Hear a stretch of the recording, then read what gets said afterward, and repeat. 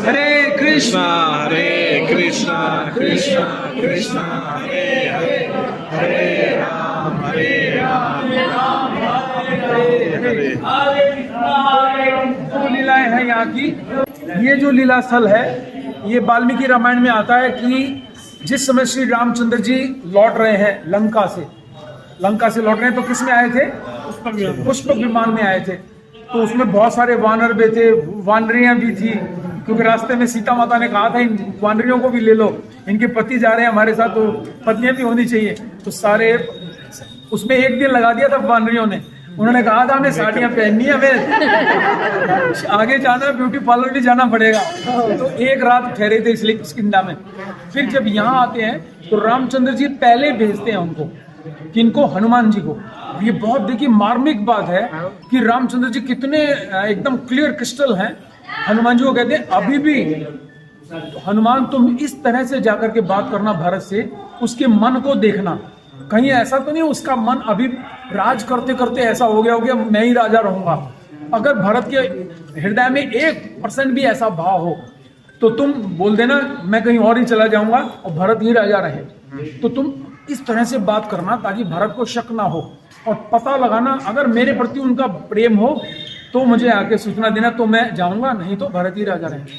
तो हनुमान जी फिर यहाँ आते हैं, और हनुमान जी तो ब्राह्मण, आप जानते हैं जब रामचंद्र से मिलन हुआ तो ब्राह्मण के रूप में मिले थे, तो बड़े सेंसिटिव तरीके से बात करते हैं कि आप राम जी के विषय में आपको क्या लगता है, राम जी कब आएंगे। तो भरत जी फिर यहाँ बोलते हैं, कहते हैं कि अगर 14 साल में एक पल भी ऊपर हुआ, जो मुझे राम जी ने वचन दिया था, अगर एक पल भी ऊपर हुआ तो भरत को जीवित नहीं पाएंगे, अगर राम जी नहीं आए तो फिर जा करके सूचना देते हैं हनुमान जी के, अरे प्रभु वो तो आपके वियोग में एक एक पल ऐसे गिन रहा है कि एक पल भी नहीं आए तो भरत को नहीं पाओगे, तो आप शीघ्र चलिए।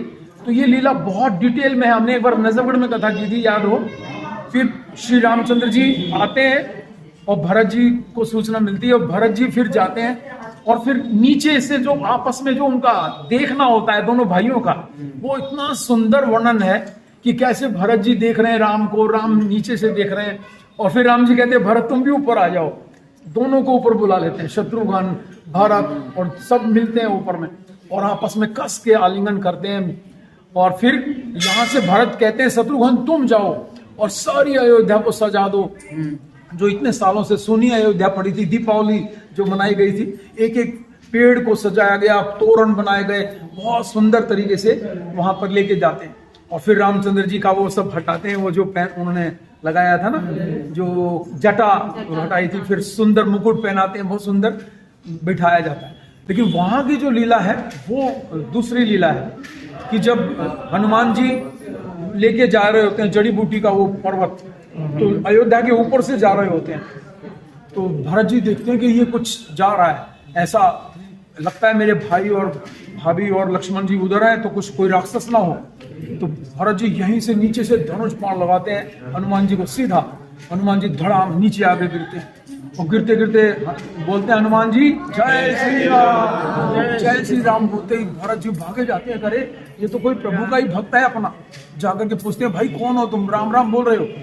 तो हनुमान जी कहते हैं कि वास्तव में मेरे प्रभु राम हैं, और उनका जो छोटा भाई है वो मूर्छित हो गया है, और क्योंकि सीता का अपहरण हो गया था तो हम लोगों का युद्ध चल रहा है, और आपने तो बहुत गलती कर दी, क्योंकि ये मुझे जो जड़ी बूटी है रात में पहुंचानी थी, आपने तो लेट कर दिया, अब मैं कैसे पहुंचूंगा सुबह होने तक। तो भरत जी कहते हैं अच्छा ये बात है। तो भरत जी कहते हैं कि जाओ हनुमान, मेरे पास एक ऐसा धनुष है, ऐसा बाण मारूंगा मैं, तुम उस बाण पे चढ़ करके एक पल में वहां पहुंच जाओगे। तो फिर भरत जी बाण चलाते हैं और हनुमान जी उस पर बैठ करके सीधे वहां लैंड करते हैं। तो यहाँ के विषय में वर्णन है, जो गुफा है वो बहुत ही मार्मिक है। ये बताया गया है कि जिस समय भगवान राम चले गए और सब बोलते थे ये उसकी कलंकनी का बेटा है, इसका मुंह मत देखना, क्योंकि भरत और शत्रुघ्न आ रहे होते हैं, तो सब लोग उल्टा सीधा बोलते हैं उनको।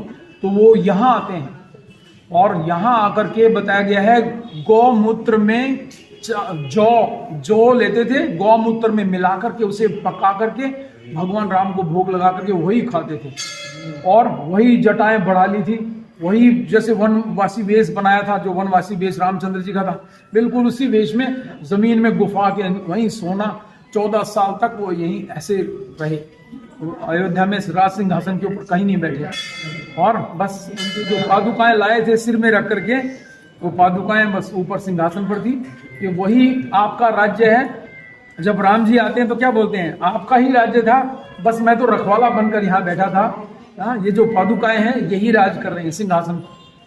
कितना सुंदर एटमॉस्फेयर है ना इस रामलीला का, यही एटमॉस्फेयर है कि आपस में एक दूसरे को त्याग, एक दूसरे को आगे बढ़ाना, अपने लिए कुछ नहीं इच्छा करना। तो इस प्रकार से हम देखते हैं दोनों लीला स्थली। और यहाँ का जो विग्रह है ये बहुत ही आकर्षक विग्रह है, विशेष रूप से हनुमान जी आप देख रहे हैं कितना प्रेम से मिल रहे हैं दोनों, कि इतना प्रेम है। हनुमान बोल रहे इतना प्रेम है भरत तुम्हारे हृदय में मेरे प्रभु के लिए। बहुत ही सुंदर दर्शन है, इसका परिक्रमा कर सकते हैं हम।